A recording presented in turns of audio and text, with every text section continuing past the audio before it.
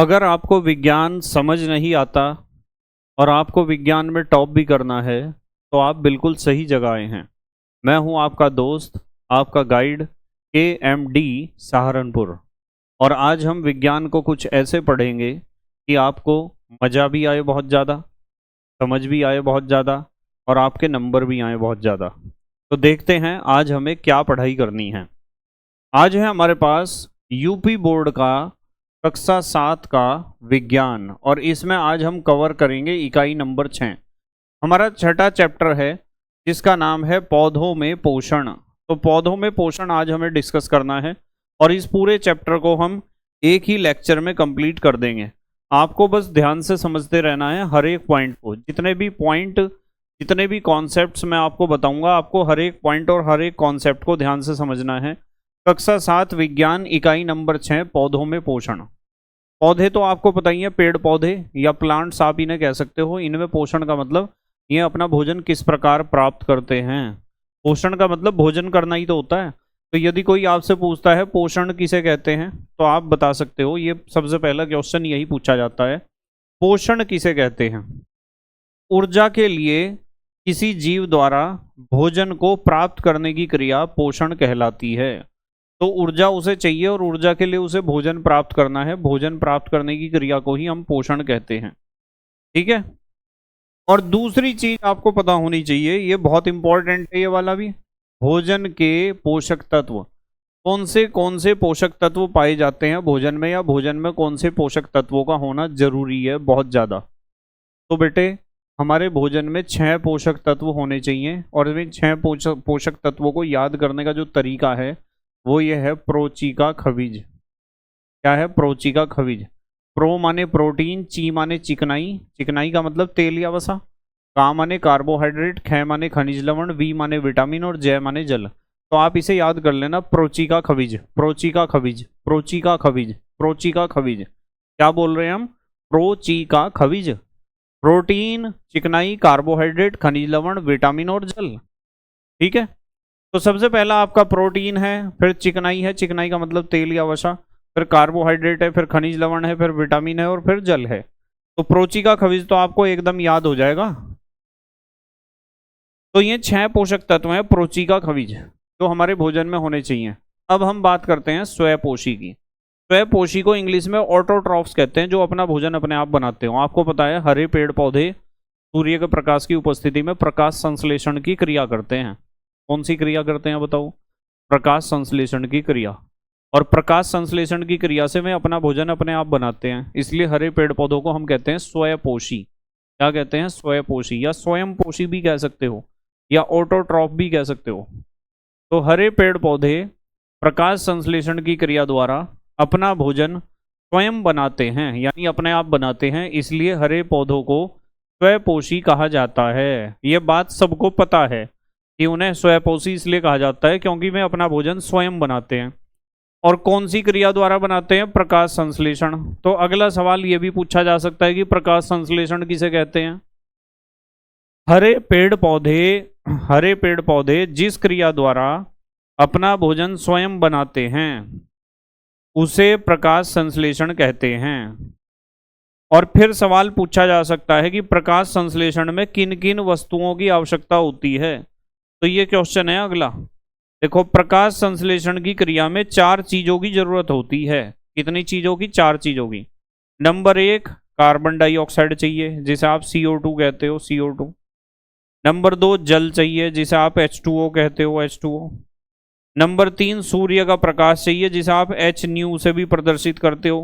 Number 4 पर्णहरिम चाहिए, जिसे आप पर्णहरित कह दो, पर्णहरिम कह दो, हरित लवक कह दो, क्लोरोफिल कह दो, क्लोरोप्लास्ट कह दो, बहुत सारे नाम है इसके। पर्णहरित, पर्णहरिम। ठीक है। क्लोरोफिल, क्लोरोप्लास्ट, हरित लवक, ये 4 चीजें चाहिए। और ये सवाल बहुत आता है पेपर में कि प्रकाश संश्लेषण की क्रिया के लिए कौन सी 4 चीजों की जरूरत पड़ती है। तो अब हम बात करेंगे यहाँ प्रकाश संश्लेषण की क्रिया में 2 चीजें बनती हैं। यह भी सवाल पूछा जाता है। भाई पहला सवाल तो यह है कि प्रकाश संश्लेषण की क्रिया में कितनी चीजों की आवश्यकता पड़ती है? 4 की। और यह भी सवाल पूछा जा सकता है कि प्रकाश संश्लेषण की क्रिया में बनती है कितनी चीज? तो दो चीजें बनती हैं, एक तो बनता है ग्लूकोज, एक बनता है ऑक्सीजन। और ये रिएक्शन सब बच्चों के याद होनी चाहिए, इसे लिख लिख कर याद कर लेना। 6CO2 plus 6H2O। देखो ऊपर सूर्य का प्रकाश है, नीचे पर्णहरित हमने लिख रखा है। एक तो बना C6H12O6, C6H12O6। C6H12O6 को हम कहते हैं, ये ग्लूकोज का सूत्र है, और ये है आपका ऑक्सीजन 6O2।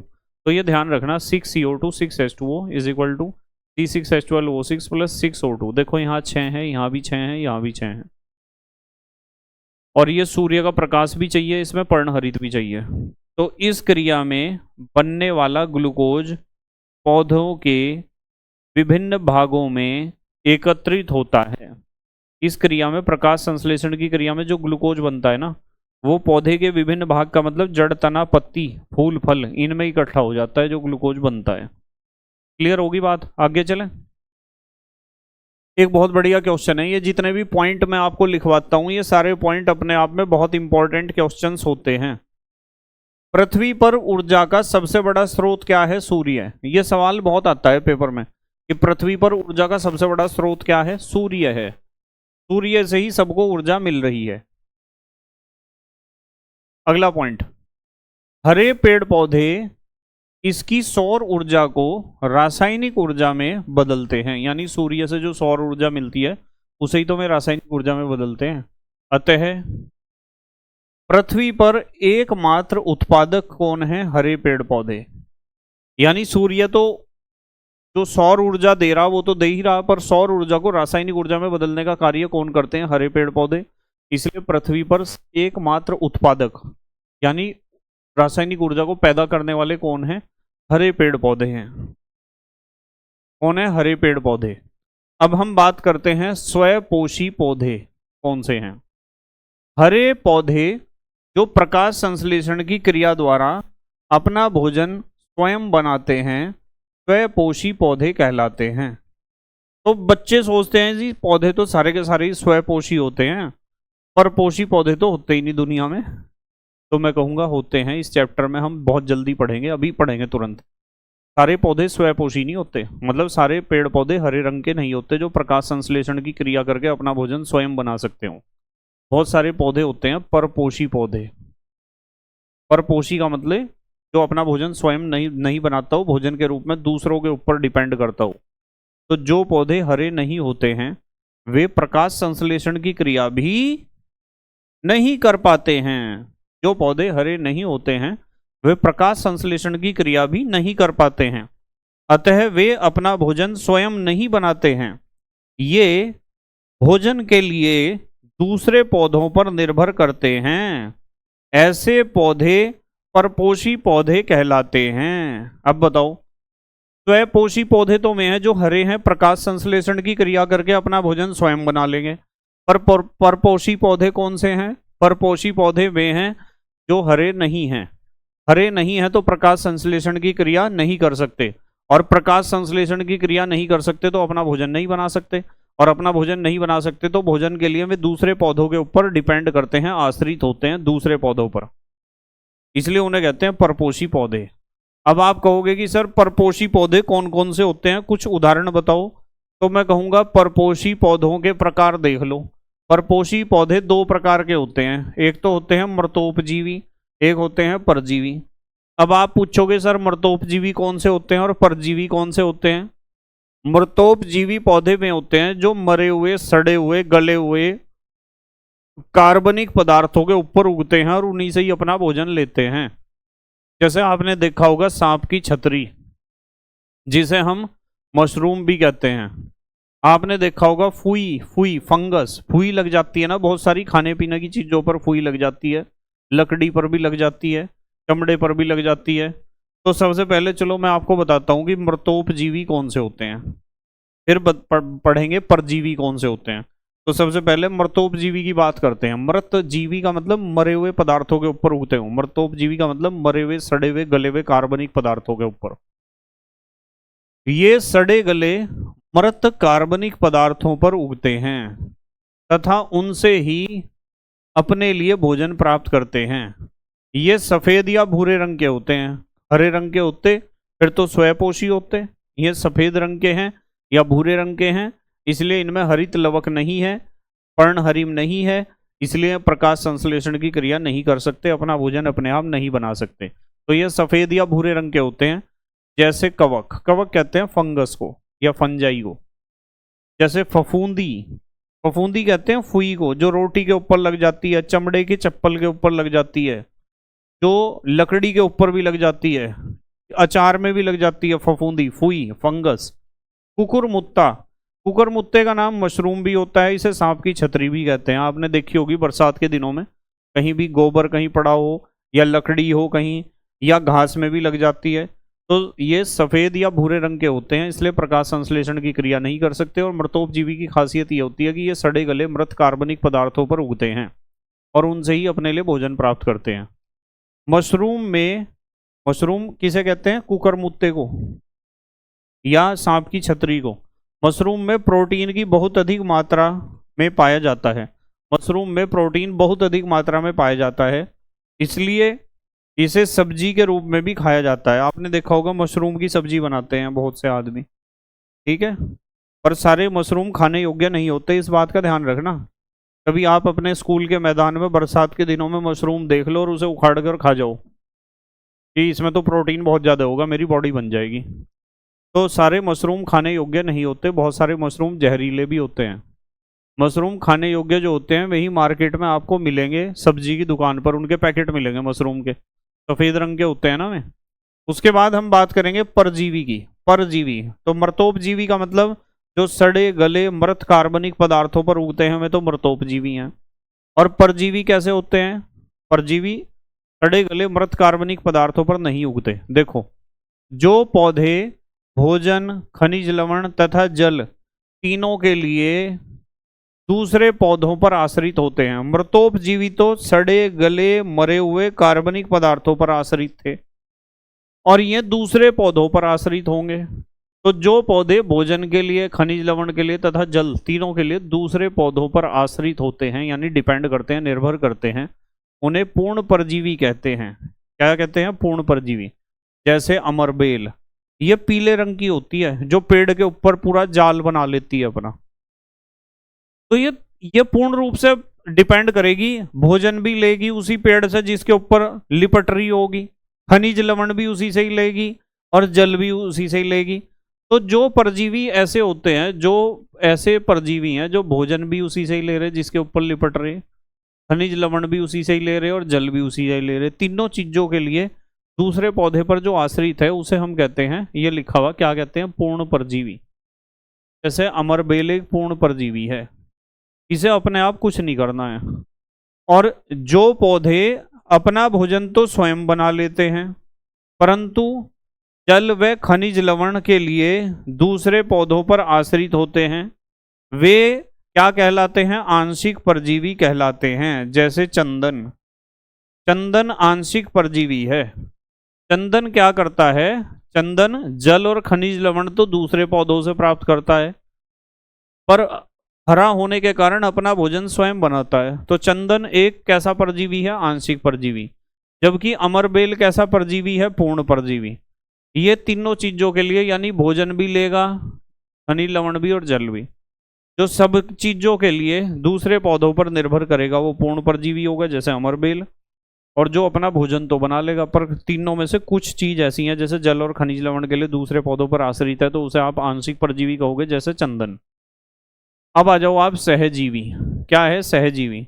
सहजीवी का मतलब जो साथ साथ रहते हों, मतलब बहुत सारे कवक और शैवाल ऐसे होते हैं जो एक दूसरे की हेल्प करते हैं, साथ साथ रहते हैं, मैं तुझे ये दूंगा तू मुझे ये देना। तो ऐसे जोड़े को हम कहते हैं सहजीवी। जब दो जीव एक दूसरे को लाभ पहुंचाते हुए एक साथ रहते हैं तो ऐसे जीवों को सहजीवी कहते हैं। क्या कहते हैं? सहजीवी। जैसे मटर का पौधा तथा उसकी ग्रंथिल जड़ों में पाया जाने वाला राइजोबियम जीवाणु। मटर का पौधा जो है उसकी जड़ों में एक जीवाणु पाया जाता है जिसका नाम होता है राइजोबियम। पूरा नाम इसका राइजोबियम लेग्यूमिनिसेरम होता है। इसे पहले वैज्ञानिक कहते थे बेसिलस रेडिस्कोला। तो राइजोबियम को रहने की जगह दे रहा है मटर का पौधा अपनी जड़ों में। पर राइजोबियम क्या दे रहा मटर के पौधे को? राइजोबियम मटर के पौधे को दे रहा है नाइट्रोजन। क्या दे रहा है? नाइट्रोजन। जो राइजोबियम जीवाणु होता है ना, वो नाइट्रोजन को नाइट्रोजन के यौगिकों में बदलकर उस पौधे को देता है। और आपको पता है पौधों के लिए नाइट्रोजन कितना जरूरी है, जब तो हम नाइट्रोजनी उर्वरक डालते हैं।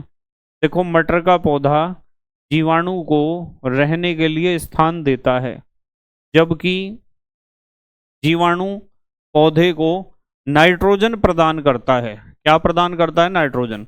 ये राइजोबियम जीवाणु की खासियत ये होती है कि ये हवा की नाइट्रोजन को मिट्टी के अंदर बांध देता है। ठीक है, हवा में तो नाइट्रोजन सबसे ज्यादा है, आपको पता है सबसे ज्यादा कौन सी गैस है हवा में? नाइट्रोजन ही तो है। तो उस नाइट्रोजन को ये बांध देता है अपने अंदर और पौधे को दे देता है कि हवा से मैंने नाइट्रोजन इतनी इकट्ठी कर ली, तेरे लिए नाइट्रोजन बहुत जरूरी है पौधों की वृद्धि के लिए, इसलिए तू पकड़, क्योंकि तू रहने के लिए मुझे जगह दे रहा इसलिए। तो ऐसे होते हैं सहजीवी। ठीक है, कीट भक्षी पौधे। कल मैं बात कर रहा था, इससे पहले एक दो लेक्चर में, हाँ शायद कल ही बात कर रहा था सहजीवी की। वहां एक लिटमस पेपर का आया था उदाहरण, और लिटमस पेपर लाइकेन से बनता है। लाइकेन भी एक सहजीवी है, उसमें कवक और शैवाल दोनों मिलकर रहते हैं और एक दूसरे की हेल्प करते हैं। ये बात मैं पिछले लेक्चर में भी कर रहा था, शायद अम्ल क्षार के बारे में जब पढ़ा रहा था उस समय। कीट भक्षी पौधे, अब देखो नाम से ही पता चल रहा, कीट भक्षी, कीट माने कीट पतंगों का, भक्षी माने भक्षण करने वाले। तो ऐसे भी पौधे इस दुनिया में हैं जो कीट पतंगों को खा जाते हैं, यानी पौधे भी मांसाहारी होते हैं। तो और ये पता क्यों खाते हैं कीट पतंगों को? क्योंकि इनमें नाइट्रोजन की कमी होती है बहुत ज्यादा। ये कीट भक्षी पौधे ऐसी जगह उगते हैं जहां धरती में नाइट्रोजन होती ही नहीं, और पौधों को नाइट्रोजन चाहिए जरूर। यदि आपने घर पे गमले में पौधे लगा रखे और आपके पौधों की पत्तियां पीली पीली हो रही, तो समझ जाओ वहां नाइट्रोजन की कमी है धरती में। तो कीट भक्षी पौधे ऐसी जगह पाए जाते हैं जहां धरती में नाइट्रोजन की कमी होती है, और ये अपनी नाइट्रोजन की कमी को पूरा करने के लिए ही कीट पतंगों को खा जाते हैं, इसलिए इन्हें कहते हैं कीट भक्षी पौधे। ये नाइट्रोजन की कमी को पूरा करने के लिए कीटों को खाते हैं। ये ऐसे स्थानों पर उगते हैं जहां भूमि में नाइट्रोजन की कमी होती है, जैसे कुंभी लता। क्या है कुंभी? माने कुंभी, कुंभ किसे कहते हैं?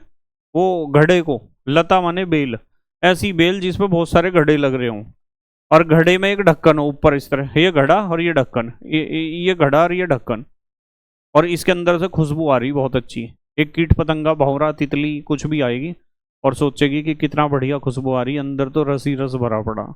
और जैसे ही वो अंदर जाएगा ढक्कन बंद, बस वो जैसे ही रस में डूब जाएगा ना, उसके अंदर से पूरा नाइट्रोजन चूस लेगा। ये नाइट्रोजन ही तो चाहिए था। घट पर्णी, घट माने घड़ा, पर्णी माने पत्ता। पत्ता जब किस में बदल जाए? घड़े में। ड्रोसेरा, डायोनिया, ये सब क्या हैं? कीट भक्षी पौधे हैं। ये सब क्या हैं? कीट भक्षी पौधे। तो ये हमारा चैप्टर कंप्लीट हो गया है, और मुझे पूरी उम्मीद है कि ये चैप्टर आपके समझ में आया होगा। यदि ये चैप्टर आपके समझ में आया है तो वीडियो लेक्चर को लाइक जरूर कर देना, और यदि आप चैनल पर नए हो तो चैनल को सब्सक्राइब जरूर कर लेना, क्योंकि इस चैनल पर आपके लिए बहुत ज़्यादा वैल्यूबल कंटेंट है। अगला चैप्टर में नेक्स्ट लेक्चर में आपको मिल जाएगा। 7वां चैप्टर मिलेगा ना? हाँ, 6 चैप्टर हो चुके हैं, 7वां चैप्टर आपको नेक्स्ट लेक्चर में मिल जाएगा। ठीक है, बस मेहनत और ईमानदारी से पढ़ाई करते रहो और अपने हैंड रिटन नोट्स बनाते रहो। तो thank you very much for watching this lecture and best of luck for your exam. Okay, bye, take care.